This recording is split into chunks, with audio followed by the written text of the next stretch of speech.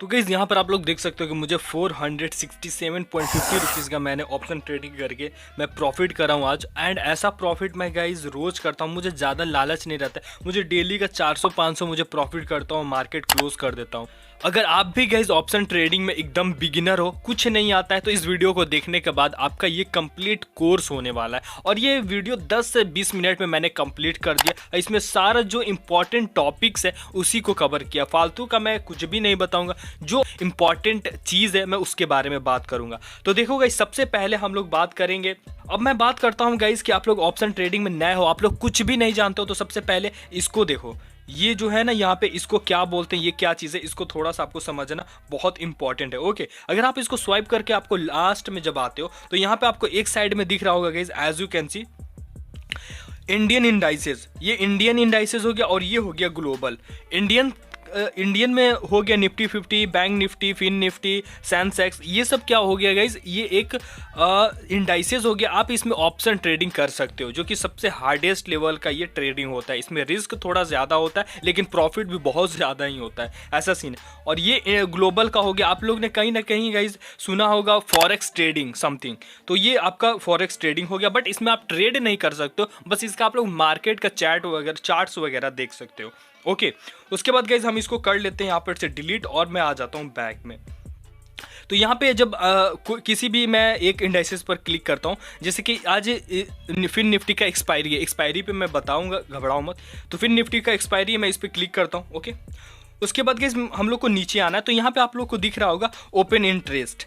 तो open interest को उस टाइम समझेंगे जब हम इसका ऑप्शन चैन को ओपन करेंगे देन। अभी बात कर लेते हैं गाइज यहाँ पे कॉल और पुट का। तो हम लोग यहाँ पर फटाफट से अपना ऑप्शन चैन को ओपन ही कर लेते हैं, ठीक है।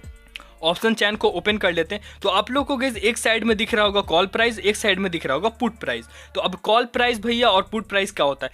कॉल प्राइस वही लोग खरीदे जब उनको लगता है, जब मार्केट को रिसर्च करके वो बैठते हैं, उनको लगता है मार्केट यहाँ से ऊपर जाएगा, तो वो लोग कॉल प्राइस खरीदते हैं। और वो लोग होते हैं जो कि पुट प्राइस खरीदने वाले, जिनको लगता है भैया अब यहाँ से मार्केट नीचे जाएगा, तो वो लोग पुट प्राइस खरीदेंगे। और मार्केट नीचे जाता है तो प्रॉफिट होता है, और मार्केट ऊपर जाएगा प्रॉफिट होगा, तो कॉल साइड का आप लोग परचेस करे रहोगे या करोगे, ठीक है। ये कॉल पुट हो गया कि बैक आने के बाद गाइस यहाँ पे मैं थोड़ा सा ओवरव्यू आप लोग को समझा देता हूँ। ये एक परफॉर्मेंस हो गया मार्केट का, एक बार परफॉर्मेंस आप लोग देख लेना।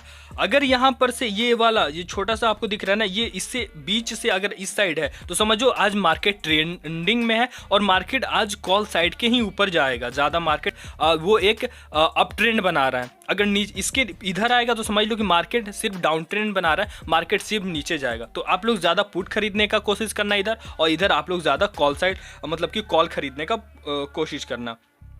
उसके नीचे आओगे तो ये आपका हो गया गाइस कि प्रीवियस में आपका कितना पे ओपन हुआ था और कितने में क्लोज हुआ था। और जैसे कि फिन निफ्टी में कौन कौन सा कंपनियां लिस्टेड है, मोस्ट टॉप कंपनियां जो है वो कंपनीज इसमें लिस्टेड है, वो चीज़ आपको यहाँ पर शो कर रहा हो, तो इस चीज़ को देख सकते हो। ओके, उसके बाद गाइस वापस हम अपने इंडाइसेस पर क्लिक करते हैं। उसके बाद हम लोग ऑप्शन चेन पर क्लिक करते हैं। और ऑप्शन चेन जो है गाइस बहुत इंपॉर्टेंट है एक ऑप्शन ट्रेडर्स को समझने के लिए। तो गाइस यहाँ पर आप लोग को दिख रहा होगा as you can see fin Nifty 19 November. ये गाइस क्या चीज़ है इसको पहले एक बार समझो।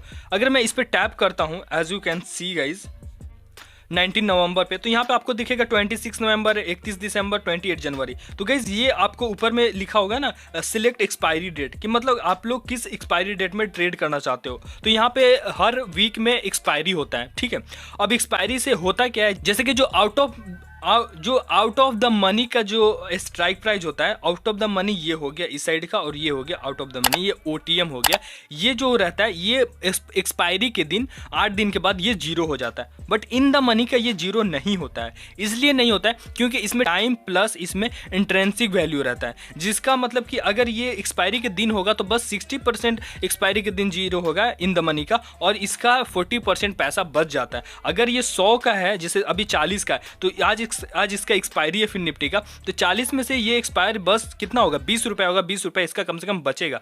अगर ये वाला जो है इधर वाला, ये आउट ऑफ द मनी, ये 11 रुपया 5 रुपया जो है, ये सब 3 साढ़े 3 बजे तक आज ये सब जीरो हो जाने वाला, क्योंकि फिन निफ्टी का आज एक्सपायरी आज 19 नवंबर है। आप लोग डेट देख सकते हो कि ये आज 19 नवंबर एक्चुअली में है, ठीक है ना। तो ये एक्सपायरी के दिन कोई भी स्ट्राइक प्राइस, ये वाला आउट ऑफ द मनी का स्ट्राइक प्राइस को जीरो कर देता है, और इन द मनी में स्ट्राइक प्राइस जीरो नहीं होता है, उसका कुछ बच जाता है। इसलिए हम ट्रेड करें तो इन द मनी का लेकर करें और ना कि out the money. Out the money में लेने से लॉस होता है, क्योंकि इसमें बहुत ज़्यादा मतलब कि मार्केट बहुत फास्ट मूव में करेगा तब प्रॉफिट होगा। अदरवाइज अगर आप लॉस करोगे तो इसका ज़ीरो हो जाता है पैसा, ये आउट ऑफ द मनी का। तो ये हो गया OTM ATM। इसको इन द मनी को ITM बोलते हैं, इन द मनी को ITM, और इधर को OTM बोलते हैं, आउट ऑफ द मनी। ठीक है, और ये वाला वाइट पट्टी आपको दिख रहा है, ये हो गया आपका स्ट्राइक प्राइस, स्पॉट प्राइस इसी को कहते हैं। इसको एट द मनी भी कहते हैं, ATM। ठीक है, तो ये हो गया आपका OTM ATM जो भी है। उसके बाद अगर आप लोग को गाइज यहाँ, तो गाइज कभी भी आप लोग ऑप्शन ट्रेडिंग करते समय चार्ट रीडिंग का नहीं कर सकते। इससे आप लोग को ये पता चलता है कि मार्केट ऊपर जाएगा या नीचे। अगर मैं यहाँ से गाइज मार्केट को देखूँ तो यहाँ पर से अगर मैं इसको ड्रॉ करूँ तो समझ में आ रहा है कि आज मार्केट ट्रेंड को फॉलो कर रहा है और ये ऊपर ही बना रहा है। तो यहाँ पर से हम लोग एक रो बनाते हैं इधर, और एक रो गाइज हम लोग बना लेंगे इधर, टैप करके इधर। तो इस तरीके से देख सकते हो कि मार्केट जो है गाइस ये ऊपर जाने का मूड में, और ये ऊपर ही जा रहा है। और इसका आप लोग देख सकते हो कि यहाँ से एक सपोर्ट बना रहा है, एज यू कैन सी। यहाँ पर मैं आप लोग को दिखा देता हूँ, यहाँ पे ये जो मार्केट जो है गाइस ये एक सपोर्ट बना रहा है इस साइड में, यहाँ फिर यहाँ से मार्केट जो है ऊपर जा रहा है। अब देखो मार्केट जो टच कर लिया है, ये अपना लो पॉइंट टच किया है। अब यहाँ से लोग जो है कॉल साइड अगर खरीदेंगे तो यहाँ से मार्केट ऊपर जाएगा, उनको प्रॉफिट होगा।